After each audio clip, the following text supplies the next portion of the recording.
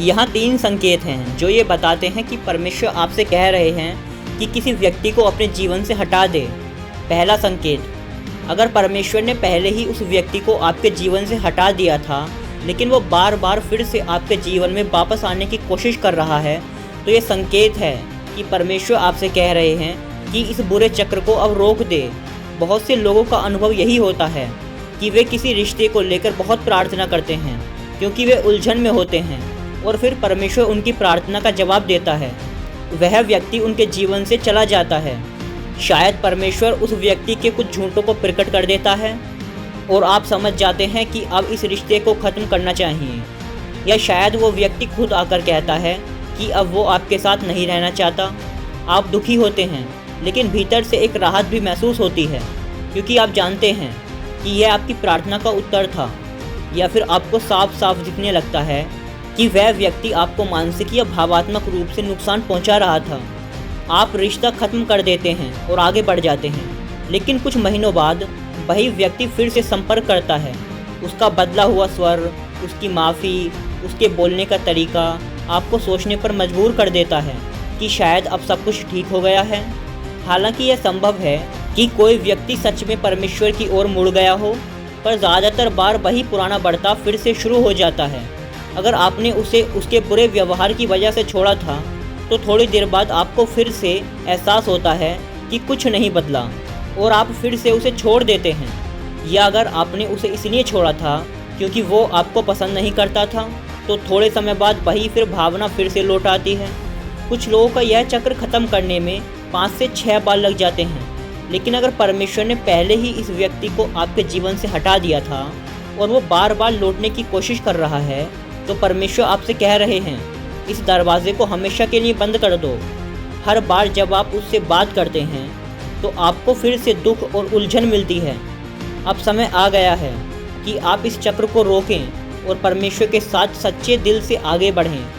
उसके कॉल का जवाब देना बंद करें, उसके मैसेज का जवाब देना बंद करें, उसका सोशल मीडिया प्रोफाइल देखना बंद करें, उसे अपने दिल और दिमाग से निकाल दें। जब तक आप उस चीज़ से चिपके रहेंगे जिसे परमेश्वर पहले से ही आपसे दूर कर चुके हैं, आप वह आशीष कभी नहीं पाएंगे जो परमेश्वर आपके लिए तैयार किए हुए हैं। दूसरा संकेत, अगर आप लगातार आशा कर रहे हैं कि परमेश्वर इस व्यक्ति को बदल देगा, लेकिन उस व्यक्ति का व्यवहार यह साफ साफ दिखा रहा है कि वो बदलना ही नहीं चाहता, तो यह समय है उसे अपने जीवन से हटा देने का। मसीहों के लिए यह बहुत कठिन हो सकता है क्योंकि हम हर किसी के लिए अच्छा चाहते हैं। हम किसी को जज नहीं करना चाहते और हम चाहते हैं कि परमेश्वर हमें दूसरों की मदद करने के लिए इस्तेमाल करे। यह भावना अच्छी और प्रेम से भरी होती है, लेकिन कई मसीह लोग बाइबल के उन हिस्सों को नज़रअंदाज कर देते हैं जो हमें सिखाते हैं कि उन लोगों से दूर रहें जो परमेश्वर की सच्चाई को मानने को तैयार नहीं हैं और हमें नीचे खींच रहे हैं। उदाहरण के लिए मत्ती अध्याय 7 आयत 6 में लिखा है, पवित्र वस्तु कुत्तों को ना दो और अपने मोती स्वरों के आगे ना डालो, ऐसा ना हो कि वे उन्हें पाँव से रोन डालें और फिर लौटकर तुम्हें फाड़ डालें। मत्ती अध्याय 10 आयत 14 कहता है, और यदि कोई तुम्हें ना ग्रहण करे और तुम्हारी बातें ना सुने, तो उस घर या उस नगर से निकलते समय अपने पाँव की धूल वहीं झाड़ दो। याकूब अध्याय 4 आयत 4 कहता है, हे व्यभिचारी लोगों, क्या तुम नहीं जानते कि संसार से मित्रता रखना परमेश्वर से बैर रखना है? जो कोई संसार का मित्र बनना चाहता है, वह अपने आप को परमेश्वर का शत्रु ठहराता है। हमें प्रेम करना है, लेकिन साथ ही साथ यह भी समझना है कि हमारा चलना परमेश्वर के साथ सबसे ज़रूरी है। बहुत बार ऐसा होता है कि 2 लोग डेट कर रहे होते हैं, एक परमेश्वर के पीछे चलना चाहता है, दूसरा नहीं। धीरे धीरे जो व्यक्ति परमेश्वर की सेवा करना चाहता था, वह भी गिरने लगता है और पाप में पड़ जाता है। अगर आप सिर्फ इस उम्मीद से किसी रिश्ते में टिके हुए हैं कि परमेश्वर इस व्यक्ति को बदल देंगे, लेकिन वह व्यक्ति परमेश्वर को सुनने को तैयार ही नहीं है, तो अब आपकी बारी है कि आप एक फ़ैसला लें। क्या आप इस रिश्ते को परमेश्वर से ऊपर रखेंगे या आप उस व्यक्ति को छोड़कर परमेश्वर के साथ चलना चुनेंगे?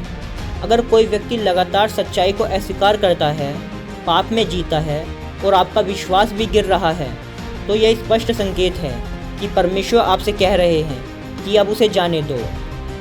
तीसरा संकेत, अगर कोई व्यक्ति लगातार आपके विश्वास को झूठी शिक्षाओं और झूठी बातों से चुनौती दे रहा है तो उसे अपने जीवन से हटा देना चाहिए।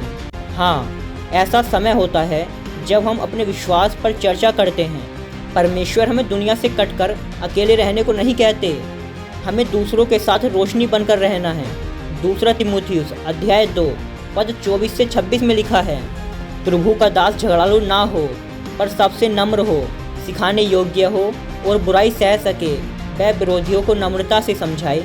क्या जाने परमेश्वर उन्हें मन फिराव दे और वे सच्चाई को पहचाने और शैतान के फंदे से छूटकर उसके मन की इच्छा पूरी करें। लेकिन ध्यान दें, पौलुस ने तिमुथियुस को झगड़ा करने से मना किया था। अगर कोई व्यक्ति लगातार बहस करता है, अगर आपने उसे प्यार से और नम्रता से सच्चाई समझा दी है लेकिन वो फिर भी नहीं मानता, तब समय आ गया है कि आप उस व्यक्ति से दूरी बना लें। रोमियो अध्याय 16 आयत 17 से 18 में पौलुस ने लिखा है, हे भाइयों, मैं तुमसे विनती करता हूँ कि जो लोग उस शिक्षा के विरोध में विभाजन और ठोकरें उत्पन्न करते हैं उनसे सावधान रहो और उनसे दूर हो जाओ। ऐसे लोग हमारे प्रभु यीशु मसीह की सेवा नहीं करते बल्कि अपने पेट की सेवा करते हैं और मीठी और चिकनी चुपड़ी बातों से भोले लोगों को धोखा देते हैं। आपका इरादा अच्छा हो सकता है, लेकिन परमेश्वर ने आपको यह नहीं कहा कि आप हर समय ऐसे लोगों से बहस करते रहें जो सच्चाई को बार बार ठुकराते हैं। अगर आप किसी ऐसे व्यक्ति को डेट कर रहे हैं जो पहले तो मसीही था लेकिन अब आपके विश्वास पर लगातार सवाल उठाता है, तो यह परमेश्वर की ओर से आया रिश्ता नहीं है।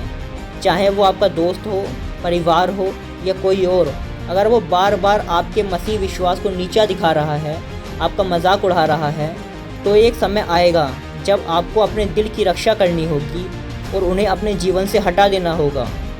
अगर यह वीडियो आपको अच्छा लगा हो और परमेश्वर ने आपसे बात की हो तो चैनल को सब्सक्राइब करें ताकि आने वाले वीडियो की नोटिफिकेशन आपको सबसे पहले मिल सके। आप सभी को जय मसीह।